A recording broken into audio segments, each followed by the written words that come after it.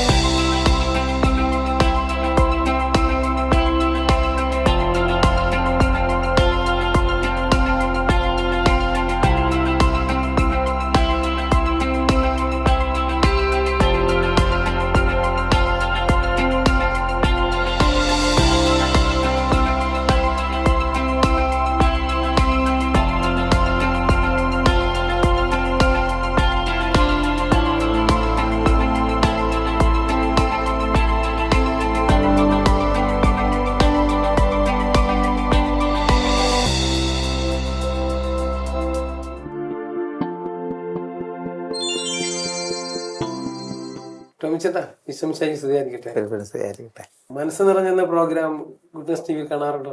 കണ്ടിട്ടുണ്ട്. ഞങ്ങൾ goodness T വിന്ന് വരികയാണ്. അപ്പോൾ ടോമിച്ചനെ ഒന്ന് പരിചയപ്പെടുത്താമോ? എൻ്റെ പേര് ടോമിച്ചൻ മേപ്പുറത്ത്. ഞാൻ ചങ്ങനാശ്ശേരി അതിരൂപതയിലെ വൈശംഭാഗം എന്ന് പറയുന്ന കുട്ടനാട്ടിലെ ഒരു കൊച്ചു ഗ്രാമത്തിൽ ജനിച്ചു വളർന്നയാളാണ്. എൻ്റെ വീട്ടുപേര് മേപ്പുറം എന്നാണ്. ഒത്തിരി പാരമ്പര്യമുള്ള, അത് ചങ്ങനാശ്ശേരി അമ്പക്കുളം പള്ളിയുടെ സ്ഥാപനത്തിൽ പോലും ഞങ്ങളുടെ പിതാക്കന്മാരുണ്ടായിരുന്നു എന്ന് പറയപ്പെടുന്നു. നൂറ്റാണ്ടുകൾക്ക് മുമ്പ് ഇവിടെ വന്നവരാണ്. അന്നൊക്കെ ചെറിയ തുരുത്തുകളിലൊക്കെ മാത്രം താമസിച്ച് ഇവിടെ കയറി വന്ന എൻ്റെ ഭാര്യ ചെക്കടിക്കാട് കരിക്കമ്പള്ളിൽ എന്ന് പറയുന്ന കുടുംബത്തിലെയാണ്. ഞങ്ങൾക്ക് 5 മക്കൾ. മൂത്തയാൾ സിറിയക്ക്, കുര്യച്ചന് ഞങ്ങൾ വിളിക്കും. അവൻ മാരീഡാണ്. അവന് 3 മക്കളുണ്ട്. രണ്ടാമത്തെ ആൾ ആൻഡോ ടി മേപ്പുറം എന്ന് അറിയപ്പെടും. അവൻ അധ്യാപകനാണ്. അവൻ്റെ ഭാര്യ ഇവിടെ കൂട്ടുമേൽ കുടുംബത്തിലെയാണ്, നെടുമുടി. അവർക്കും 3 മക്കൾ.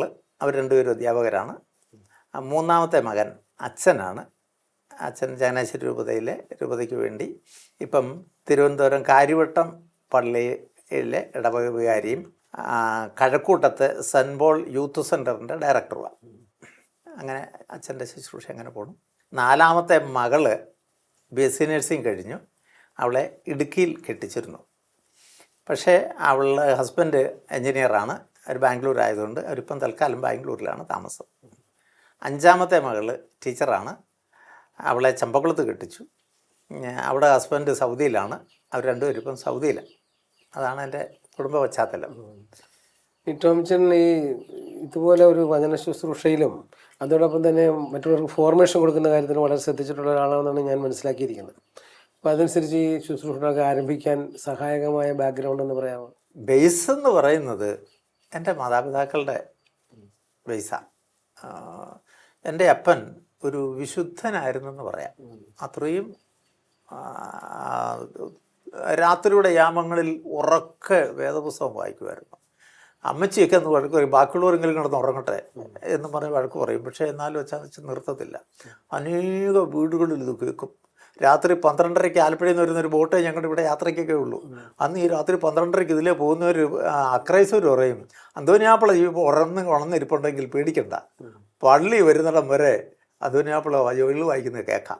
അങ്ങനെ ഒരു നല്ല സാക്ഷ്യജീവിതത്തിൻ്റെ ഉടമയായിരുന്നു എൻ്റെ അപ്പൻ. അതുപോലെ തന്നെ ഒരു കാര്യം കൂടി ഞാൻ പറയാൻ ആഗ്രഹിക്കുന്നത്, ഈ കൊച്ചിലെ ഉള്ള ഒരു ഫോർമേഷനിലെ ഞാനും അച്ചാച്ചൻ എവിടെയെങ്കിലും പോകാൻ നേരത്തെ എന്നെ കൂടെ ഒരു കൊച്ചു കൊരണ്ടി ഇട്ട് കൊച്ചു വെള്ളത്തല്ല പോണേ, കൊരണ്ടി ഇട്ട് കൊച്ചു തുഴയും തന്നിട്ട് ഇരുത്തി കുറേ അങ്ങോട്ട് ഇന്ന് കഴിയുമ്പോഴത്തേക്ക് നീ ആ തുഴയെടുത്ത് വള്ളത്തിനകത്ത് വെച്ചിട്ട് ഇങ്ങോട്ട് തിരിഞ്ഞിരിക്കാൻ പറയും. അങ്ങോട്ട് തിരിഞ്ഞിരിക്കും. ഉൽപ്പത്തി മുതൽ വെളിപാട് വരെ എൻ്റെ അച്ചാച്ചന് ബൈഹാർട്ടാണ്. മുഴുവൻ സംഭവങ്ങളും മാതം മുതൽ ഇങ്ങോട്ട് വെളിപാട് വരെയുള്ളത് കഥാരൂപത്തിൽ പറഞ്ഞു കേൾപ്പിക്കും. അന്നൊക്കെ ഇത് വല്ലവരുമൊക്കെ ഇത് പറയുന്നത് കേൾക്കുമല്ലോ എന്ന് വിചാരിച്ച് നാണക്കേട് പോലെ ഇരുന്നിട്ടുണ്ട്. അപ്പം ഈ പറയുന്നതൊക്കെ കേട്ടു എന്നുള്ളതിന് മൂളണം. ചിലപ്പോൾ ആളുകൾ ഉള്ളിടത്തൊക്കെ വരുമ്പോൾ ഞാൻ മൂളത്തില്ല, എന്താടാ നീ മൂളാത്ത. അങ്ങനെയൊക്കെ വിശ്വാസ പരിശീലനത്തിൽ അപ്പൻ ഒത്തിരി സഹായിച്ചിട്ടുണ്ട്. അമ്മയും അതുപോലെ തന്നെ. എൻ്റെ മനസ്സിൽ നിന്ന് മാറാത്ത ഒരു സംഭവം, അപ്പന് തലയ്ക്കൊരു പ്രോബ്ലമായിട്ട് പാതിരപ്പള്ളി ശങ്കർറാം ഡോക്ടറുടെ ഹോസ്പിറ്റലിൽ അഡ്മിറ്റഡാണ്. വളരെ സീരിയസ് ആണ്, തല പോളന്ന് ഓപ്പറേഷൻ ചെയ്യണമെന്നൊക്കെ അന്ന് പറഞ്ഞപ്പം ഇന്നത്തെ കാലം അതല്ലേ, ഒത്തിരി ഞെട്ടിത്തെരിച്ചു പോയി എല്ലാവരും. പക്ഷേ എൻ്റെ അമ്മ അന്നൊക്കെ ഞാൻ ചുമ്മാതെ, എനിക്കൊരു 8-9 വയസ്സ് അതിൽ കൂടുതൽ കാണത്തില്ല, വിളിച്ചുകൊണ്ട് തിരുഹൃദയത്തിൻ്റെ രൂപത്തിലോട്ട് കൊണ്ടുപോയി. എൻ്റെ പെങ്ങളുണ്ട്, പെങ്ങൾ കന്യാസ്ത്രീയ, പെങ്ങളെ ഞങ്ങളെ എല്ലാം കൂടെ വിളിച്ചവിടെ കൊണ്ടുപോയിട്ട് അമ്മയുടെ കണ്ണുനീര് കണ്ണീന്ന് ഒഴുകി ചട്ടയുടെ അതിലൂടെ കണ്ണുനീര് ഒഴുകി ഇറങ്ങുന്നതൊക്കെ ഞാൻ ഇന്നും കാണുന്ന ഓർമ്മയാണ്. അത്രയും തീക്ഷ്ണതയും ദൈവവിശ്വാസത്തിലും ഉണ്ടായിരുന്നവരാ. ഒരു കാര്യം കൂടി ഞാൻ പബ്ലിക്കിൻ്റെ ഇതിന് വേണ്ടിയിട്ട് ഞാൻ പറയാം. ഞാൻ ഇങ്ങോട്ട് പ്രായമായി വന്നപ്പം മുതലേ പള്ളിപ്പാനായിട്ട് എല്ലാ ദിവസവും നിർബന്ധിക്കും. പള്ളിപ്പാൻ ഒരുങ്ങി ഇറങ്ങുമ്പോഴത്തേക്ക് ഒരു ഗ്ലാസ് കട്ടനുമായിട്ട് എൻ്റെ റൂമിൻ്റെ വാതിക്കൽ ഉണ്ടാവും. എന്നിട്ട് ഇത് തന്നിട്ട് പറയും, 2 കാര്യത്തിന് ഓർത്ത് ഞാൻ പ്രാർത്ഥിച്ചോണം. 1, എൻ്റെ ഇളയ ഒരു പെങ്ങളുണ്ട്, അവൾക്കൊരു നല്ല ചെറുക്കനെ കിട്ടാൻ. 2, നിനക്കൊരു നല്ല പെണ്ണിനെ കിട്ടാൻ. എനിക്കൊരു പെണ്ണിനെ കിട്ടാന്ന് പറയുമ്പോൾ എനിക്കൊന്ന് കല്യാണത്തെപ്പറ്റി ചിന്തിക്കാൻ പോലും കാലമായിട്ടില്ല. എനിക്കതങ്ങോട്ട് ഇറിറ്റേറ്റഡാണ് ഇത് പറയുന്നത്. ഉമ്മച്ചിക്ക് വേറൊന്നും പറയാനില്ലേ എന്നും പറഞ്ഞ് ഞാൻ അമ്മച്ചിയോട് വഴക്ക് പറയും. എന്നാൽ പോലും പള്ളിയോട് പറയും. പള്ളി ചെന്നപ്പോൾ പെങ്ങൾക്ക് വേണ്ടി പ്രാർത്ഥിക്കുമായിരുന്നു, എനിക്ക് വേണ്ടി ഞാൻ പ്രാർത്ഥിച്ചിട്ടില്ല. എനിക്ക് കല്യാണം കഴിക്കണമെന്ന് എൻ്റെ മനസ്സിലൊരു തോന്നൽ വരുമ്പോൾ ഞാൻ സൗദി അറേബ്യയിലാണ്. എൻ്റെ ചെവിയിൽ അമ്മച്ചിയുടെ ആ വാക്ക് മുഴങ്ങി, നിനക്കൊരു നല്ല പെണ്ണിനെ കിട്ടാൻ പ്രാർത്ഥിക്കണം. അന്ന് ഞാൻ ഏതാണ്ട് 2 കൊല്ലത്തോളം നിരന്തരം പ്രാർത്ഥിച്ചിട്ടാണ് വിവാഹ ജീവിതത്തിലേക്ക് കടന്നു വരുന്നത്. അതൊക്കെ മാതാപിതാക്കളുടെ ആ ധന്യത, അതാ അതിനെപ്പറ്റി ബേസ് എന്ന് പറയുന്നതാ. പിന്നെ ഞാൻ സൗദി അറേബ്യയിൽ ശുശ്രൂഷ മേഖലയിലേക്ക് കയറി. അന്ന് പിടിച്ചാൽ തലവെട്ടുന്ന കാലഘട്ടം ഇല്ല. ആദ്യമൊക്കെ എൻ്റെയൊക്കെ പ്രാർത്ഥനയുടെ തുടക്കം ബാത്റൂമിൽ സങ്കടവും വേദനയും പ്രയാസങ്ങൾക്ക് ബാത്റൂമിൽ കയറി കഥ അടച്ചിട്ട് മുട്ടുമ്മയിൽ നിന്ന് കൈ വിരിച്ചു പിടിച്ച് പ്രാർത്ഥിക്കും. അന്ന് കരിസ്മാറ്റിക് എന്നൊക്കെ പറയുന്നത് കേരളത്തിൽ തുടങ്ങുന്നേ ഉള്ളൂ. എനിക്ക് കരിസ്മാറ്റിക് എക്സ്പീരിയൻസ് ഒന്നും തന്നില്ല. പക്ഷേ എങ്ങനെയോ ഇതൊക്കെ കിട്ടിയിട്ടുണ്ട്. കൈ വിരിച്ചു പിടിച്ച് കണ്ണുനീരോടെ ബാത്റൂമിൽ പ്രാർത്ഥിക്കുമായിരുന്നു. അത് കഴിഞ്ഞ് ബാത്റൂം മാറി വേറെ ഒരാളെ കൂടെ കൂട്ടിക്കൊണ്ട് മരുഭൂമിയിൽ പോകാൻ തുടങ്ങി. അത് കഴിഞ്ഞിട്ട് അത് വളർന്ന് മുന്നോട്ട് വന്നു. ഒത്തിരിയേറെ പ്രതിസന്ധികൾ, മരണം മുന്നിൽ കണ്ടിട്ടുള്ള സമയങ്ങൾ ഒത്തിരി. ആ സമയമൊക്കെ നവീകരണത്തോടും ബന്ധമായി. അങ്ങനെ വന്നിട്ട് പിന്നെ അവിടെ നിന്നൊരു വിടുതൽ കിട്ടി. അതൊക്കെ ഒത്തിരി അനുഭവങ്ങളുടെ വെളിച്ചത്തില്ല. എൻ്റെ ഫോർമാൻ എന്നെ വണ്ടി ഇടിച്ചു കൊന്നുകളയും എന്നുള്ള ബോധ്യം വരെ എനിക്ക് 100% ഉറപ്പായിട്ട് ഞാൻ പോയിരുന്ന ഒരു കാലഘട്ടമുണ്ട്. പക്ഷെ അവിടെ നിന്നൊക്കെ ദൈവം എന്നെ കാത്തു. ഞാൻ അൽക്കോബാർ എന്ന് പറയുന്നത്, നേരത്തെ അപ്കാക്ക് എന്ന് പറയുന്ന സ്ഥലത്തായിരുന്നു. അവിടുന്ന് അൽക്കോബാർ എന്ന് പറയുന്ന സ്ഥലത്ത് വന്നപ്പോൾ ഒരു പട്ടണമാണ്. അവിടെ കുറേ കൂടെ ഫ്രീഡമുണ്ട്, സൗകര്യമുണ്ട്. പക്ഷെ അന്ന് ഏതാനും പേരെ കൂടെ കൂട്ടിക്കൊണ്ട് ഞങ്ങൾ 3 പേര് വർഷങ്ങൾ കൊണ്ടായി 3 പേരുടെ കൂട്ടായ്മ ഉണ്ടായത് ഒന്നിച്ച് പ്രാർത്ഥിക്കാൻ തുടങ്ങി. വളരെ രഹസ്യമായിട്ട് എവിടെയെങ്കിലും റൂമിൽ പോയി ഇരുന്ന് പ്രാർത്ഥിച്ചു, മുന്നോട്ട് പോയി. അത് പിന്നെ 3 ആയി, 5 ആയി, 7 ആയി. 1986 ഒക്ടോബർ 3-ാം തീയതി KCCFK, Kerala Catholic charismatic fellowship Khobar എന്നുള്ള പേരിൽ, ആരും ഇത് എന്നാന്നറിയില്ലല്ലോ, അന്നതൊക്കെ പ്രാർത്ഥന എന്നൊക്കെ പറഞ്ഞാൽ പിടിച്ചാലകത്താം. അതുകൊണ്ട് ഇതൊന്നും അറിയാത്തതുകൊണ്ട് അങ്ങനെ ഒരു പേരും കൊടുത്തിട്ട് ഒരു പ്രയർ ഗ്രൂപ്പ് തുടങ്ങി. അതാണ് സൗദി അറേബ്യയിലെ ആദ്യത്തെ കത്തോലിക്ക പ്രയർ ഗ്രൂപ്പ്. ഇന്നിപ്പം ഇഷ്ടംപോലെ 100 കണക്കിന് ഗ്രൂപ്പുകൾ ഉണ്ട്. അതെല്ലാം അതിൻ്റെയൊക്കെ ബേസ് ഇവിടുന്ന് തുടങ്ങിയതാണ്. അപ്പോൾ സൗദിയിലായിരുന്നപ്പോഴേ മനസ്സിൽ തങ്ങി നിൽക്കുന്ന ഏതെങ്കിലും ദൈവാനുഭവത്തിൻ്റെ ഓർമ്മകൾ ഞങ്ങൾക്ക് പങ്കുവയ്ക്കാനുണ്ടോ? ഒത്തിരി അനുഭവങ്ങളാണുള്ളത്. ഒന്ന് ഞാൻ പറയാം. ഞാൻ പ്രാർത്ഥനയിലൊക്കെ ഇങ്ങനെ സജീവമായിട്ട് പോകുന്ന കാലഘട്ടം, അത് കൂട്ടായ്മ തുടങ്ങിയിട്ടില്ല, തുടങ്ങുന്നതിന് തൊട്ട് മുമ്പുള്ള കാലഘട്ടമാണ്. ഞാനിങ്ങനെ എൻ്റെ ഓഫീസും ഞാൻ താമസിക്കുന്നതുമായിട്ടൊരു 5 മിനിറ്റ് നടക്കാൻ ഉള്ള ദൂരമേ ഉള്ളൂ. കാരണം ഞാൻ വണ്ടിയെ പോകത്തില്ല, നടന്നു പോകും. നടന്നു പോകുമ്പം ഉച്ചയ്ക്കൊക്കെ പ്രത്യേകിച്ചും നടന്നു പോകുമ്പോഴത്തേക്ക് എൻ്റെ പുറകിലൊരു കാൽപ്പെരുമാറ്റം കേൾക്കാം. ആളുകൾ എൻ്റെ പുറകെ നടന്നു വരുന്നത് ഞാൻ തിരിഞ്ഞു നോക്കും, കാണത്തില്ല. വീണ്ടും നടക്കും, അപ്പോഴും ഇത് തന്നെ ആവർത്തിച്ചു. തിരിഞ്ഞു നോക്കും, കാണത്തില്ല. ഇങ്ങനെയായി എൻ്റെ ഉള്ളിൽ പേടിയായി. അപ്പോൾ അവിടെ ചിലരൊക്കെ പറഞ്ഞു കേട്ടിട്ടുണ്ട്, ഇവിടെ ദുഷ്ടാരൂപിയുടെ പ്രവർത്തനങ്ങളുണ്ടെന്നൊക്കെ, മരുഭൂമിയല്ലേ എന്നൊക്കെ ഇങ്ങനെ നമ്മുടെ ആളുകൾ പറഞ്ഞു കേട്ടിട്ടുണ്ട്. അങ്ങനെയൊക്കെ ഒരു ഫീലിംഗ് എൻ്റെ മനസ്സിലേക്ക് തട്ടി. ഞാൻ ഇതും കഴിഞ്ഞ് ഇങ്ങനെ റെഗുലറായി കഴിഞ്ഞപ്പം എൻ്റെ ഒരു സീനിയർ ഒരു ഫിലിപ്പച്ചാൻ എന്ന് പറഞ്ഞ ഒരു മർത്തോമക്കാരൻ അച്ഛനുണ്ടായിരുന്നു. അച്ഛൻ ഇച്ചിരി ബൈബിൾ കാര്യത്തിലൊക്കെ താല്പര്യമുള്ള അച്ഛൻ്റെ അടുത്ത് ഒരു ദിവസം ചെന്നു. അച്ഛാ ഇന്ന പോലെ. അപ്പം അദ്ദേഹം പറഞ്ഞ് നമുക്കൊന്ന് പ്രാർത്ഥിക്കാമെന്ന് പറഞ്ഞു. വേദസുഹൃത്തുണ്ട് കാർപ്പറ്റിട്ട തറയിൽ ഞങ്ങൾ രണ്ടുപേരുടെ കാലും മടക്കിയിട്ടിരുന്ന് പ്രാർത്ഥിച്ച് പുള്ളി വേദോത്സവം തുറന്നെല്ലാം നോക്കി പ്രാർത്ഥിച്ചിട്ട് വേദോത്സവം അടക്കി വെച്ചും ഏനും അങ്ങ് കെട്ടിപ്പിടിച്ചിട്ട് പറഞ്ഞു, ശമൂവേൽ ബാലനെ പോലെ ദൈവം നിൻ്റെ കൂടെ ഉണ്ടടാ, ദൈവമാടാ നിൻ്റെ കൂടെ നടക്കുന്നത്, നിൻ്റെ ആത്മാവിൽ ഒരു പങ്ക് എനിക്കൂടെ പകരട്ടടാന്ന് പറഞ്ഞു. അങ്ങനെയൊക്കെ ദൈവം വളർത്തിയ ഒരു കാലഘട്ടം. സഭയ്ക്ക് വേണ്ടിയിട്ട് ഈ ശുശ്രൂഷ ചെയ്യാൻ ആരും നമ്മളെ നിയോഗിച്ചിട്ടല്ല. ഞാൻ അവധിക്ക് വന്നപ്പം അന്ന് പടിയറപ്പിതാവിൻ്റെ അടുത്ത് പോയി, എറണാകുളത്ത് മേജർ ആർച്ച് ബിഷപ്പ് പോയി വിവരങ്ങളൊക്കെ പറഞ്ഞു. അതിന് മുമ്പ് കത്തെഴുതുമായിരുന്നു. 3 റീത്തിലെയും പിതാക്കന്മാർക്ക് കത്തെഴുതുമായിരുന്നു. ആലപ്പുഴ അന്ന് ചേനപ്പറമ്പ് പിതാവാണ്. ആദിമ നൂറ്റാണ്ടിലെ അനുഭവമാണല്ലോ നിങ്ങളുടെ അനുഭവം എന്നൊക്കെ പറഞ്ഞ് എനിക്ക് റിപ്ലൈ ഇട്ടിട്ടുണ്ട്. എല്ലാവരും റിപ്ലൈ തരുമായിരുന്നു. പടിയറ പിതാവിൻ്റെ അടുത്ത് ചെന്ന് വിവരങ്ങളെല്ലാം പറഞ്ഞു. അപ്പം പിതാവിന് നേരത്തെ അപ്പോയിൻമെൻ്റ് എടുത്ത് ഇല്ലെന്ന പിതാവ് കാത്തിരുന്നു. അത് എന്നിട്ട് അവസാനം പറഞ്ഞു. അപ്പം എനിക്ക് അറാംകോയിൽ വളരെ രഹസ്യമായിട്ട് ജിംനേഷ്യത്തിൽ കുർബാനയുണ്ട്. അപ്പം ആ വിശുദ്ധ കുർബാന എഴുന്നള്ളിച്ച് കിട്ടുന്നത് കൊണ്ട് ആണ്ടിലൊരിക്കലെങ്കിലും ഒന്ന് കൊടുക്കാനുള്ള ഒരു ദാഹം മനസ്സിൽ. അപ്പം അവിടെ ചെന്ന് അത് നമുക്ക് മേടിച്ച് ചെയ്യാനുള്ള ഒരു യോഗ്യത ഇല്ലല്ലോ, അതുകൊണ്ട് പിതാക്കന്മാരുടെ അനുമതി വേണം, സഭയോട് ചേർന്ന് പോകണമല്ലോ എന്നുള്ളതിൽ ഞാൻ പടിയറ പിതാവിൻ്റെ അടുത്ത് ചെന്ന് ഈ വിഷയം പറഞ്ഞു. പിതാവ് എന്നെ അനുഗ്രഹിച്ചിട്ട് പറഞ്ഞു, പോക്കോ ഒരു കുഴപ്പമില്ല, അവിടെ വേറൊരു വഴിയില്ലാത്തടത്ത് ഇതൊക്കെ ചെയ്യുന്നത് തന്നെ വലിയൊരു അനുഗ്രഹമാണ്, അപ്പസ്തോലിയ ദൗത്യമാണ് നിങ്ങൾ ഏറ്റെടുത്തിരിക്കുന്നത് എന്ന് പറഞ്ഞിട്ട് എന്നോട് പറഞ്ഞു, you are the priest in Saudi Arabia, you are the bishop in Saudi Arabia, you are the pope in Saudi Arabia. കാരണം വേറെ ഒരു എഴി അവിടെ ഇല്ലല്ലോ, ആർക്കും അവിടെ എൻട്രി ഇല്ലല്ലോ എന്നും പറഞ്ഞ് എൻ്റെ തലയെ കൈവച്ച് പ്രാർത്ഥിച്ചിട്ട് പറഞ്ഞു, മാമോദീസ അത്യാവശ്യം വരുന്ന സാഹചര്യത്തിൽ അതും കൊടുത്തോളുക, വിശുദ്ധ കൊടുക്കുക. പക്ഷേ മാമോദീസ വീട്ടു മാമോദീസ എന്നുള്ള നിലയിൽ അത് അനുവദിക്കുക. എന്നാൽ തിരിച്ചവർ നാട്ടിൽ വന്നു കഴിയുമ്പം ഔദ്യോഗികമായിട്ട് അവരവരുടെ ഇടവകയിൽ പോയി മാമോദീസ മുക്കാനായിട്ടും, അല്ലാത്തൊരു അടിയന്തര ഘട്ടം വന്നാൽ അവിടെ അതിനകത്ത് ഒരു കൊച്ചവിടെ മരിച്ചു, അതിന് മാമോദീസ കൊടുക്കാവോ ഇല്ലയോ എന്ന് അറിയാൻ പറ്റില്ല, അത് കൊടുത്തില്ല. നമ്മൾ ഐശ്വര്യ ചെന്ന് പ്രാർത്ഥിച്ചു. പക്ഷെ അത് ഞാൻ പറഞ്ഞപ്പോഴാണ് പറഞ്ഞ് മാമോദീസ കൊടുക്കണം, വീട്ടുമാംസ. അങ്ങനെയൊക്കെ സഭയോട് ചേർന്ന് ആ കാലം മുതലേ പോകാനായിട്ട് ആഗ്രഹിച്ചിരുന്നു. ഇവിടെ വന്നു കഴിഞ്ഞിട്ട് ആദ്യം എൻ്റെ ഇടവകയിൽ തന്നെ ഞാൻ തുടങ്ങുന്നത്. 23 കൊല്ലം ഇടവകയുടെ എല്ലാവിധ വളർച്ചയ്ക്കും, അന്ന് കൊച്ചു ഇടവക തുടക്കം സമയമാണ്. സെൻറ്റ് ആൻ്റണീസ് ചർച്ചിലെ അവിടെ സൺഡേ സ്കൂള്, കുഞ്ഞുങ്ങളെ വേദപാഠം പഠിപ്പിക്കുക, ആ കുഞ്ഞുങ്ങളെ അതികുർബാനയ്ക്ക് ഒരുക്കുക, കുടുംബ കൂട്ടായ്മകൾക്ക് നേതൃത്വം കൊടുക്കുക, കുടുംബ കൂട്ടായ്മകൾ പ്രസംഗിക്കുക, കുടുംബ കൂട്ടായ്മയുടെ കൺവെൻഷനുകൾ നടത്തുക. അങ്ങനെ ഈ 10-23 കൊല്ലം കുറേ കാലം ഹെഡ് മാഷായിട്ട്, ഹെഡ് മാഷ അല്ലാതിരുന്ന കാലത്തും ഹെഡ് മാഷ ജോലി ചെയ്യും, കാരണം ചെയ്യണമായിരുന്നു. എന്നാൽ 5 കൊല്ലത്തെ ഒരാൾക്ക് ഹെഡ് മാഷാകാൻ റൈറ്റുള്ളൂ.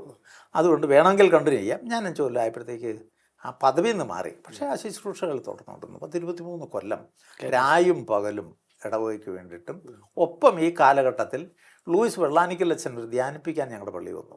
അത് കഴിഞ്ഞപ്പോൾ എൻ്റെ ഈ ആക്ടിവിറ്റീസ് എല്ലാം കൂടെ കണ്ടിട്ട് അച്ഛൻ അവസാനം പറഞ്ഞു, ആദ്യമായിട്ട് പരിചയപ്പെടുക, അവസാനം അച്ഛൻ ഞാൻ എഴുന്നേറ്റ് അച്ഛന് നന്ദി പറഞ്ഞു. അന്ന് ഞങ്ങൾക്ക് അച്ഛന്മാരില്ല ഇവിടെ, ചെമ്പക്കുളത്തുനിന്ന് വരിക, എന്തോ കാരണത്താൽ അന്നത്തെ അച്ഛന് വരാനും പറ്റിയില്ല. അപ്പോൾ ആരെങ്കിലും നന്ദി പറയണമല്ലോ, ധ്യാനം തീരുന്ന ദിവസമാണ്. ആരും ചുമതലപ്പെടുത്തിയില്ലെങ്കിലും ഞാൻ എഴുന്നേറ്റ് ഇരുന്നങ്ങ് നന്ദി പറഞ്ഞു കഴിഞ്ഞപ്പോഴത്തേക്ക് അച്ഛൻ മറുപടിയായിട്ട് പറഞ്ഞപ്പം, ഈ ചെറുപ്പക്കാരൻ ഏതാണെന്ന് എനിക്കറിയില്ല, ഞാനിവിടെ വന്നപ്പം മുതൽ എൻ്റെ ചുറ്റുപറ്റി എല്ലാത്തിലും ഉണ്ട്, കൈക്കാരനാണോ അല്ല, വേറെന്തെങ്കിലും ഉണ്ട് ഒന്നുമില്ല, ഇപ്പം എനിക്ക് നന്ദി പറയാനും ആ കാണിച്ച ഒരു സന്മനസ്, ആ ഒരു ആത്മായ ലീഡർഷിപ്പിൻ്റെ ഇതാണെന്ന് പറഞ്ഞ് അച്ഛൻ കുറേ കാര്യങ്ങൾ പറഞ്ഞിട്ട് ഇതെല്ലാം കഴിഞ്ഞ് പോയപ്പോൾ അച്ഛൻ പറഞ്ഞു, എൻ്റെ കൂടെ ധ്യാനിപ്പിക്കാൻ കൂടാവോ? ഞാൻ പറഞ്ഞു, എൻ്റെ ഞാൻ ധ്യാനിപ്പിക്കാനോ, ഞാൻ പാവപ്പെട്ട മനുഷ്യൻ, എനിക്കൊന്നും അറിയത്തില്ല, ഞാനതെല്ലാം തരാം, എൻ്റെ കൂടെ വന്നാൽ മതി. അങ്ങനെ അച്ഛൻ്റെ കൂടെ അനേക വർഷം കുടുംബ നവീകരണ ധ്യാനം ചങ്ങനാശ്ശേരി രൂപതയിലെ, പാലായിലെ, കാഞ്ഞിരപ്പള്ളിയിലെ, ചെറിയ കൊച്ചു കുറച്ച് സ്ഥലങ്ങളിലെ, ബാക്കി ചങ്ങനാശ്ശേരി രൂപതയിലെ ഒട്ടുമുക്കാൽ ദേവാലയങ്ങളിലും ധ്യാനിപ്പിച്ചിട്ടുണ്ട്.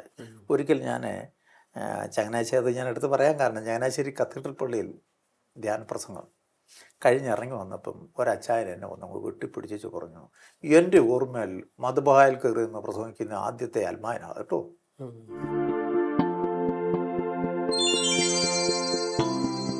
അപ്പോൾ ഇവിടെ വന്നതിന് ശേഷം കരിസ്മാറ്റിക് നവീകരണവുമായിട്ട് ബന്ധപ്പെട്ട് എന്തൊക്കെ ചെയ്യുന്നുണ്ട്? കുറേ കാര്യങ്ങൾ ഞാൻ ഇവിടെ വരുന്നതിന് മുമ്പ് തന്നെ കരിസ്മാറ്റിക്കിൻ്റെ എൻ്റെ സ്റ്റാർട്ടിങ് എന്ന് പറയുന്നത്, അന്ന് എനിക്ക് കരിസ്മാറ്റിക് എന്ന് അറിയത്തില്ലെങ്കിൽ പോലും പറഞ്ഞല്ലോ പോപ്പുലർ മിഷൻ ധ്യാനം ഇവിടെ നടത്തി.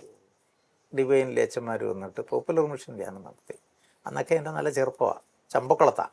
അപ്പം ചമ്പക്കുളം ഇടവകയുടെ ഭാഗം ഈ വൈശമ്പാത്തുള്ളതുകൊണ്ട് വൈശമ്പാത്ത് ഈ ലത്തീംപള്ളിയിൽ വെച്ചിട്ട്, വൈശമ്പാത്തുള്ള അന്നെല്ലാവരും ഈ ലത്തീംപള്ളിയിലാണ് ഞങ്ങൾ ഇവിടുത്തെ അവിടെ എല്ലാം കൂടുന്നത്. അപ്പോൾ അവിടെ വെച്ച് ഈ പോപ്പുലർ മിഷൻ ധ്യാനത്തിൻ്റെ ഒരു കൂടി, അത് കഴിഞ്ഞ് ചമ്പക്കുളത്ത് ചെന്ന ആ സമാപനം, അന്നൊക്കെ ശക്തമായി നേതൃത്വം കൊടുക്കാനൊക്കെ ദൈവം എനിക്ക് അവസരം തോന്നുന്നു. അതൊരു വലിയ അനുഭവമായിരുന്നു. അവിടെയാണ് ഈ പോപ്പുലറായിട്ടുള്ള എൻ്റെ ശുശ്രൂഷകളുടെ തുടക്കം അവിടെയാണെന്ന് പറയാം. വീട്ടിൽ നിന്ന് കിട്ടിയതിൻ്റെയൊക്കെ അടുത്ത ഒരു സ്റ്റേജ് അങ്ങനെയാണ് പോകുന്നത്. അപ്പം അങ്ങനെ ആ ഒരു ഫീലിംഗ് വെച്ചുകൊണ്ടാണ് എനിക്ക് സൗദി അറേബ്യയിലെ ശുശ്രൂഷയ്ക്കൊക്കെ നേതൃത്വം കൊടുക്കാൻ പറ്റിയത്. തിരിച്ച് ഞാൻ ഇതിനോടൊപ്പം തന്നെ എൻ്റെ കല്യാണത്തിൻ്റെ ഒരു വിഷയം കൂടി ഞാൻ 2.5 കൊല്ലം, ഞാൻ നേരത്തെ 2.5 കൊല്ലം പ്രാർത്ഥിച്ചിട്ടൊക്കെ ഞാൻ വന്നു എന്നൊക്കെ പറഞ്ഞു. അപ്പം കല്യാണത്തിന് വന്നു കഴിഞ്ഞപ്പോഴത്തേക്ക് ചില നിഷ്ഠകളുണ്ടായിരുന്നു എനിക്ക്. ഇന്ന ക്വാളിറ്റി വേണം ഭാര്യയ്ക്ക് എന്നൊക്കെയുള്ള വ്യവസ്ഥ. അന്ന് ഞാൻ ഇവിടുത്തെ ആദ്യത്തെ ഗൾഫുകാരനാണ്. ആ അമ്പരപ്പിലുള്ള കല്യാണമേ എനിക്ക് വേണ്ട, എനിക്ക് പക്ക ഗ്രാമീണ പാവപ്പെട്ട ആ ഒരു അന്തരീക്ഷത്തിൽ ഒരു ജീവിത പങ്കാളിയെ മതി എന്ന് തീരുമാനിച്ചിരുന്നു. പക്ഷെ വിദ്യാഭ്യാസം വേണം, കുടുംബക്കാരായിരിക്കണം എന്നൊക്കെയുള്ള നിർബന്ധം ഉണ്ടായിരുന്നു. ദൈവം എനിക്കതിനെ ഏൽപ്പിച്ചു തന്ന ഒരു ജീവിത പങ്കാളിയാണ്. ഞാൻ പലപ്പോഴും എൻ്റെ പേര് ടോമിച്ചൻ എന്നാണെങ്കിലും എൻ്റെ മാമസ പേര് യാക്കോബ് എന്നാണ്. യാക്കോബിൻ്റെ ജീവിതവും എൻ്റെ ജീവിതവുമായിട്ട് ഒത്തിരി ബന്ധങ്ങളാണുള്ളത്. യാക്കോബിനുണ്ടായിരുന്ന ആ സഹനങ്ങളൊക്കെ എൻ്റെ ജീവിതത്തിലുണ്ട്. കൊച്ചിലെ മുതൽ സഹനങ്ങളുടെ പുറത്ത് സഹനങ്ങൾ ഏറ്റുവാങ്ങിയിട്ടുള്ള ആളാണ്. അതുപോലെ തന്നെ എൻ്റെ കല്യാണവുമായിട്ട് അതിനോട് ബന്ധപ്പെട്ടിട്ടുണ്ട്. യാക്കോബ് ആടിന് വെള്ളം കൊടുക്കുന്ന അവിടെ ചെന്ന ജീവിത പങ്കാളിയെ കണ്ടെത്തുന്നെങ്കിൽ ഞാൻ ഇതുപോലെ തന്നെ പെണ്ണ് കാണാൻ ചെല്ലുമ്പോഴത്തേക്ക് ഒരു തോടിനക്കരെ ആളിനെ എനിക്കറിയത്തില്ല, എൻ്റെ കൂടെ എൻ്റെ അമ്മ കാരണവനുണ്ട്, അമ്മയുടെ ആങ്ങള. അപ്പം ഇവർ തമ്മിൽ വർത്താനമൊക്കെ പറയുന്നുണ്ട്. ഇവള് കടവിൽ എന്തോ പാത്രം കഴുകാണ്ട് ചെയ്തുകൊണ്ടിരിക്കുക. അപ്പം ഈ കൊച്ചാന്ന് എനിക്കറിയത്തുമില്ല. അപ്പം അവൾക്കും അറിയത്തില്ല ഇങ്ങനെ ഒരു ആലോചനയുള്ളതായിട്ടൊന്നും. അപ്പം എൻ്റെ അങ്കിളുമായിട്ടുള്ള സംസാരത്തിൽ പറഞ്ഞു, ഇക്കരിക്ക് വാച്ചാ നമുക്ക് കാപ്പി കുടിച്ചിട്ടൊക്കെ പോകാമെന്ന് പെണ്ണ് പറഞ്ഞ്. അപ്പം പറഞ്ഞു ഞങ്ങൾ അക്കരയ്ക്ക് വരികയെന്നും പറഞ്ഞ് അങ്ങനെ ഞങ്ങളെ വിളിച്ച് യാക്കോബിൻ്റെ ആ ഒരു തലത്തിലേക്ക് അങ്ങനെ വന്നിട്ട് അങ്ങനെ ഞങ്ങൾ ദൈവം അത് ഞങ്ങൾക്ക് അനുഗ്രഹപ്രദമാക്കി തീർത്തു. എൻ്റെ ജീവിതത്തിൻ്റെ വിജയത്തിനൊക്കെ അവളുടെ ആ ഒരു സപ്പോർട്ട് വളരെ ശക്തമാണല്ലോ, അല്ലാതെ പറ്റത്തില്ല. ആ ഒരു വളരെ ഒരു കാര്യത്തിലും പ്രത്യേക ഒരു നിർബന്ധ ബുദ്ധി ഇല്ലാതെ എല്ലാത്തിലും സഹകരിച്ചു പോകുന്ന ഒരവസ്ഥയാണ്. ഞാൻ ഒരു ഉദാഹരണം പറഞ്ഞാൽ, അവള് BSc കഴിഞ്ഞ് HDC പാസ്സായിട്ട് കോപ്പറേറ്റീവ് ബാങ്കിൽ ജോലി ചെയ്യുമ്പോഴാണ് ഞാൻ കല്യാണം കഴിക്കുന്നത്. അന്ന് ഞാൻ ആഗ്രഹിച്ചത് ദൈവം മക്കളെ തന്നാൽ അതുങ്ങളെ ദൈവകൃപയിൽ വളർത്തണമെങ്കിൽ ഇവളൊരു ജോലിക്കാരിയാകുന്നത് ഗുണം ചെയ്യില്ല എന്നൊരു തോന്നലായിരുന്നു. ദൈവത്തിൻ്റെ കാരണം കൊണ്ട് ആ തലത്തിൽ ദൈവം ഞങ്ങളെ അനുഗ്രഹിച്ചു. ഇന്ന് ഞങ്ങളുടെ മക്കൾ 5 പേരും വിദ്യാഭ്യാസമുള്ളവരാ, PG വിദ്യാഭ്യാസമുള്ളവർ 5 പേരും നല്ല നിലയിലൊക്കെ ജീവിച്ചു പോകാനായിട്ട് സാധിക്കുന്നുണ്ട്. മൂത്ത മകൻ മാത്രം അങ്ങോട്ട് 100% ഒരു അടിത്തറ ഉറയ്ക്കാൻ പറ്റിയിട്ടില്ല. അതും ദൈവത്തിൻ്റെ പദ്ധതിക്കായിട്ട് വിടുകയാണ്. ഒരു കാര്യം കൂടി ഞാൻ പറയാൻ ആഗ്രഹിക്കുന്നത്, ജീവിതത്തിൽ ചെറുപ്പം മുതലേ കുടുംബത്തിന്, അന്ന് എൻ്റെ കുടുംബത്തിൻ്റെ ഉത്തരവാദിത്വം മുഴുവൻ എന്നിലായിരുന്നു. അത് കഴിഞ്ഞ് ഇന്നോളും പിന്നെ എൻ്റെ കുടുംബത്തിൻ്റെ ഉത്തരവാദിത്വമായി. സഹനങ്ങളോടൊപ്പം അത് വലിയ ഗ്രേസ്. ഞാൻ ഇന്നത് ഓർക്കുമ്പോൾ സന്തോഷിക്കും. ഞാൻ പലപ്പോഴും പറയാറുണ്ട്, എൻ്റെ 2ാമത്തെ കുടുംബമായതെന്ന്. എൻ്റെ ആദ്യത്തെ കുടുംബം എന്ന് പറയുന്നത് തറവാടാണ്. എൻ്റെ സഹോദരങ്ങൾക്ക് വേണ്ടിയാണ് ഞാൻ ജീവിച്ചതിനകത്ത് ഏറ്റവും പ്രധാനപ്പെട്ടത്. അത് കഴിഞ്ഞ കല്യാണം എല്ലാം കഴിഞ്ഞിട്ട് ഇപ്പോൾ എൻ്റെ കുടുംബത്തിന് വേണ്ടിയിട്ട് ഇന്നോളം സഹനം രക്ഷാകരമാണെന്ന് നമ്മൾ പറയും. തീർച്ചയായിട്ടും അത് എന്നും അനുഭവിക്കുന്ന ഒരാളാണ് ഞാൻ. നിന്ദനവും പരിഹാസവും അപമാനവും ഒക്കെ ഏൽക്കുമ്പോഴും നിശബ്ദതയിൽ നിന്ന് കേൾക്കാൻ കൃപ ഈശോ തന്നിട്ടുണ്ട്. ഒത്തിരി അനുഗ്രഹങ്ങൾ എൻ്റെ കുടുംബത്തിൽ മാത്രമല്ല അനേകർക്ക് ഒത്തിരി കാര്യങ്ങൾ ചെയ്തു കൊടുത്തിട്ടുണ്ട്. കുടുംബ പ്രേക്ഷിതത്വത്തിൻ്റെ ശരിക്കും ക്ലാസ്സുകളും ഫോർമേഷനും കൊടുക്കാൻ എനിക്ക് പറ്റിയത് യൂണിറ്റിലാണ്. ഞാൻ യൂണിറ്റിൽ ഇടവക പറയും, ഈ ഇടവകയിലെ മുഴുവൻ കുടുംബങ്ങൾക്കും വേണ്ടി മധ്യസ്ഥം പ്രാർത്ഥിക്കാൻ നമ്മളെല്ലാം കടപ്പെട്ടിരിക്കും. ആ മുഴുവൻ കുടുംബങ്ങളെ ഏറ്റെടുത്ത് പ്രാർത്ഥിക്കണം. അത് കഴിഞ്ഞിട്ട് ഫൊറോനയിലാകുമ്പോഴും ഫൊറോന സമിതിയോട് ഞാൻ പറയുമായിരുന്നു, ഈ ഫൊറോനയിലെ മുഴുവൻ കുടുംബങ്ങളെ ഏറ്റെടുത്ത് പ്രാർത്ഥിക്കണം. അതിരൂപതയിലായിരുന്നപ്പോഴും അതിരൂപതാ സമിതിയോട് ഞാൻ പറയും, ഈ അതിരൂപതയിലെ മുഴുവൻ കുടുംബങ്ങളുടെയും സംരക്ഷണം നമ്മളെ ദൈവം ഏൽപ്പിച്ചിരിക്കുക. അതുകൊണ്ട് എല്ലാ ബലിയർപ്പണത്തിലും നമ്മുടെ രൂപതയിലുള്ള എല്ലാവരെയും, വൈദികരെയും കന്യാസ്ത്രീകളെയും കുടുംബസ്ഥരെയും ഓർത്ത് പ്രാർത്ഥിക്കണം. അങ്ങനെയൊക്കെയുള്ള ഒരു ഇത് കൊടുക്കാൻ ദൈവം ഈ കരിസ്മാറ്റിക് മൂവ്മെൻറ്റിനകത്തൂടെ ഒക്കെ ഞാൻ കയറി വന്നപ്പോഴത്തേക്ക് കിട്ടിയ ഒരു വെളിച്ചമാണല്ലോ അതെല്ലാം. ആ ഒരു തലത്തിലൊക്കെ ആ ശുശ്രൂഷകൾ കൊണ്ടുപോകാൻ പറ്റിയിട്ടുണ്ട്. അതുപോലെ തന്നെ മറ്റൊരു കാര്യം എടുത്ത് പറയാവുന്നത്, ചങ്ങനാശ്ശേരി അതിരൂപതയിലെ കുടുംബ കൂട്ടായ്മകളുടെ ആരംഭം തിരുവനന്തപുരത്തു നിന്ന് BCC എന്ന് പറയുന്ന ബേസിക് ക്രിസ്ത്യൻ കമ്മ്യൂണിറ്റി എന്ന് പറയുന്ന ഒരു ഗ്രൂപ്പ് ഇവിടെ വന്ന് പൗത്യപിതാവിൻ്റെ കാലഘട്ടത്തിലാണ്. പൗത്യപിതാവിനെ കണ്ട് കാര്യങ്ങളൊക്കെ ഇങ്ങനെ കൊച്ചു എക്ലേസിയൽ കമ്മ്യൂണിറ്റി കൂടുന്നതിനെ പറ്റിയൊക്കെ ഇങ്ങനെ പറഞ്ഞു. പൗത്യപിതാവ് സന്തോഷവാനായതുകൊണ്ട് അന്നത്തെ വിദ്യാനികേതൻ്റെ ഡയറക്ടർ പെരുന്തോട്ടത്തിൽ അച്ഛനെ അതിൻ്റെ ചുമതല ഏൽപ്പിച്ചു. അപ്പം ഞാനൊക്കെ ദൈവശാസ്ത്ര വിദ്യാർത്ഥിയാണ് അവിടുത്തെ. ഞാൻ 5 കൊല്ലം ദൈവശാസ്ത്രം പഠിച്ച് ദൈവശാസ്ത്രത്തിൽ PG എടുത്തതാണ്. അപ്പം അങ്ങനെ അവിടുത്തെ ദൈവശാസ്ത്ര വിദ്യാർത്ഥി ആയിരുന്നത് കൊണ്ട് ഞങ്ങളെ കുറേ പേരെ സെലക്ട് ചെയ്തു പെരുന്തോട്ടത്തിൽ അച്ഛൻ്റെ കൂടെ കൂട്ടി ഞങ്ങൾക്ക് ഈ തിരുവനന്തപുരത്തുകാരെ കൊണ്ട് ക്ലാസ് എടുപ്പിച്ചു. അത് കഴിഞ്ഞ് ഞങ്ങൾ പോയി ഓരോ യൂണിറ്റിലും ക്ലാസ് എടുത്തു. അങ്ങനെ ആ എക്ലേസിയൽ കമ്മ്യൂണിറ്റി ഡെവലപ്പ് ചെയ്തു. അത് കഴിഞ്ഞ് പിന്നെ കുടുംബ കൂട്ടായ്മ എന്നുള്ള പേരൊക്കെ പിന്നെ വരുന്നതാണ്. അപ്പോൾ അതിൻ്റെയൊക്കെ ആദ്യം മുതൽ, അതിൻ്റെ രൂപീകരണത്തിൽ മുതലേ, അതിൻ്റെ ബയലോ എഴുതി ഉണ്ടാക്കുന്നതിനകത്ത് മുതലേ എൻ്റെയൊക്കെ ശക്തമായ ഇടപെടലുകളുണ്ട്. അതിനകത്തൊക്കെ ഇന്ന് ചിലപ്പോൾ ഓർക്കുമ്പം സങ്കടപ്പെട്ടു പോകുന്ന ഒരു കാര്യം, അന്നൊക്കെ ഈ കൂട്ടായ്മയിലേക്ക് കടന്നു വരുന്നത് സമൂഹത്തിലെ ക്രീമായ ആളുകളായിരുന്നു. അപ്പോൾ അവരെ ലീഡേഴ്സിനായിട്ട് കൊണ്ടുവന്നു കഴിഞ്ഞാൽ പള്ളി കമ്മിറ്റിയിലേക്ക് അവർ ശക്തമായിട്ട് വരണം എന്നുള്ളൊരു താല്പര്യം ഉണ്ടായിരുന്നു. പക്ഷേ അത് ഇന്നിപ്പം വന്നപ്പോൾ ആ കൂട്ടായ്മയിൽ അതുപോലുള്ള ആളുകൾ കടന്ന് വരുന്നില്ല. വരാത്തതുകൊണ്ട് ആരെങ്കിലും ഒരാൾ വാർഡ് ലീഡറാകും. ആ ആളുകളായിരിക്കും പള്ളി കമ്മിറ്റിയിലേക്കും വരിക.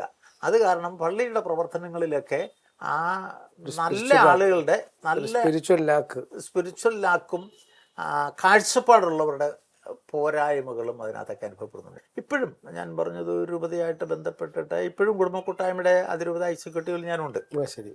അതുപോലെ തന്നെ രൂപതയുടെ പല കാര്യങ്ങളിലും പിതാക്കന്മാരോടൊപ്പം ബൗദ്ധപിതാവിനോടാണെങ്കിലും പെരുന്തോട്ടപിതാവാണെങ്കിലും ഇനിയിപ്പോൾ ഞങ്ങൾക്ക് തറയപിതാവാണല്ലോ, പരമാവധി നമുക്ക് സഭയോട് ചേർന്ന് പോകുന്ന ആഗ്രഹിക്കുന്ന തലത്തിലാണ് പോകുന്നതല്ല. അല്ലാത്ത വേറെ ഒരു ചിന്തയോ ഇല്ല. ആര് വന്നാലും നമുക്ക് നമ്മുടെ പിതാവ്. അപ്പം അത്രേ ഉള്ളൂ.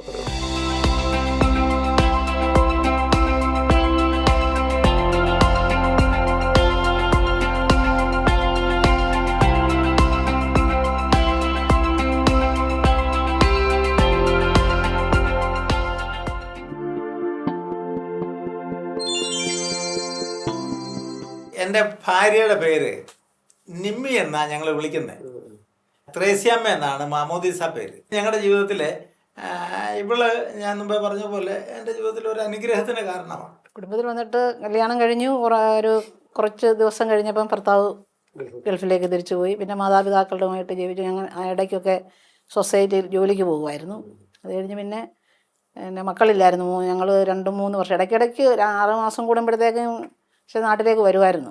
എങ്കിലും ഞങ്ങൾക്ക് മക്കളില്ലായിരുന്നു. പിന്നെ 3-ാം വർഷത്തിൽ 86 എന്നെയും കൂടി ഗൾഫിലേക്ക് കൊണ്ടുപോയി കഴിഞ്ഞു. അവിടെ വെച്ച് ഞങ്ങളൊരു ഉപവാസ പ്രാർത്ഥനയൊക്കെ 3 ദിവസം കംപ്ലീറ്റ് ഉപവസിച്ച് പ്രാർത്ഥനയിലായിരുന്നു.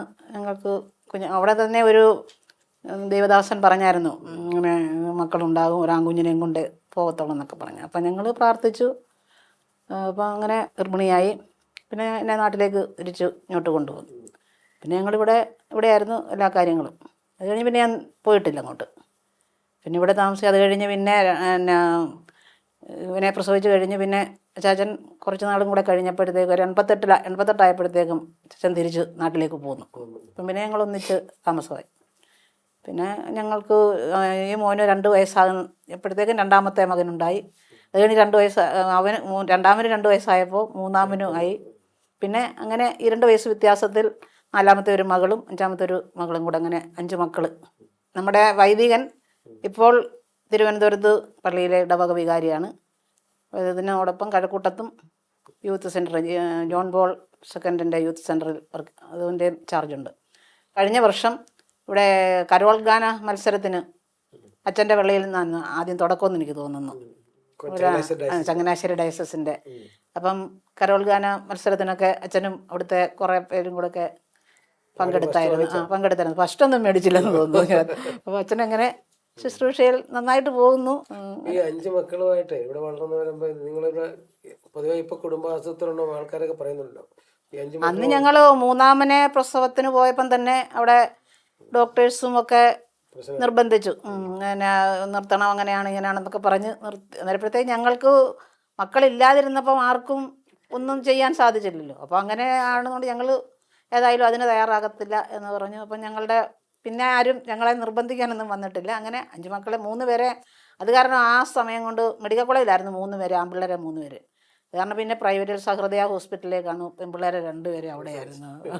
അപ്പോൾ ഈ ഒരു കമ്പൽഷൻ വരത്തില്ലല്ലോ, അത് വെച്ച് ഞങ്ങളങ്ങനെ കുടുംബത്തിൽ പ്രാർത്ഥനാ ജീവിതമൊക്കെ മാതാപിതാക്കളുണ്ടായിരുന്നപ്പോൾ വളരെ അച്ചാച്ചന് നിർബന്ധമാണ് കറക്റ്റ് സമയത്തിന് പ്രാർത്ഥിക്കണം. അച്ചാച്ചൻ പ്രാർത്ഥനയും കഴിഞ്ഞ് ബൈബിളും വായിക്കും. അച്ചാച്ചനൊരു പാട്ടിങ്ങനെ ഒരു പ്രാർത്ഥന ചൊല്ലുമായിരുന്നു. ആ പ്രാർത്ഥനയൊക്കെ എനിക്കറിയാം, ഈ മക്കൾക്ക് അറിയത്തില്ല. അവര് ചേച്ചി എപ്പോഴും പറയും, നീ വന്നിട്ട് അത് പഠിച്ചെടുത്തല്ലോ, എന്നിട്ട് ഞങ്ങളാരും ഇത് പഠിച്ചെടുത്തിട്ടില്ല എന്ന് പറയും. അങ്ങനെ ഞാൻ ആ പ്രാർത്ഥന എല്ലാ ദിവസവും ഇവിടെ ഇപ്പോഴും തുടർന്നുകൊണ്ടേയിരിക്കും. ഏതായാലും ടോമിച്ചൻ മേപ്പുറത്ത് നേരത്തെ എനിക്കറിയാവുന്ന ചേട്ടനാണെങ്കിലും ഇവിടെ വന്ന് കുടുംബത്തെയൊക്കെ പരിചയപ്പെടാനും നിങ്ങളോടൊത്ത് ഇത്രയും സമയം ചെലവഴിക്കാൻ ഞങ്ങൾക്ക് അവസരം തന്നതിന് ദൈവത്തിന് നന്ദി പറയുന്നു. വ്യക്തിപരമായ ഒരു ദൈവാനുഭവത്തിലൂടെ കടന്നു വന്ന് കുടുംബാന്തരീക്ഷത്തിലൂടെയൊക്കെ ഭംഗിയായിട്ട് ഫോർമേഷൻ കിട്ടി. ഇപ്പോൾ കുടുംബത്തിലും ഇടവകയിലും രൂപതയിലും അതിനോടൊപ്പം തന്നെ കേരള സഭയിൽ തന്നെ പലയിടത്തും ശുശ്രൂഷ ചെയ്യാൻ സാധിച്ച ഒരു സഹോദരനെ പരിചയപ്പെടാൻ സാധിച്ചതിൽ ഏറെ സന്തോഷമുണ്ട്. ഇത്രയും സമയം ഞങ്ങളോട് സഹകരിച്ചതിന് പ്രത്യേകം നന്ദി.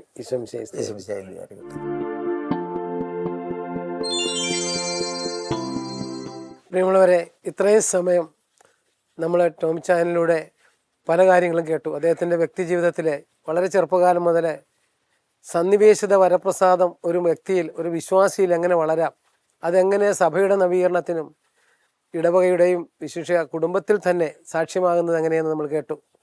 അദ്ദേഹത്തിൻ്റെ ജീവിതാനുഭവങ്ങൾ അനേകർക്ക് ദൈവോന്മുഖരായി ജീവിക്കുവാനും തങ്ങൾക്ക് മാമോദീസയിലൂടെ ലഭിച്ചിരിക്കുന്ന വരപ്രസാദം അതിൻ്റെ പൂർണ്ണതയിൽ എത്തിക്കുവാനും സഹായകമാകട്ടെ. അടുത്ത ആഴ്ചയിൽ മറ്റൊരു വ്യക്തിയുമായി മനസ്സ് നിറഞ്ഞെന്ന പ്രോഗ്രാമിൽ നമുക്ക് കണ്ടുമുട്ടുന്നത് വരെ എല്ലാവർക്കും ഈശോ മിശിഹായ്ക്ക് ഹൃദയമായിരിക്കട്ടെ.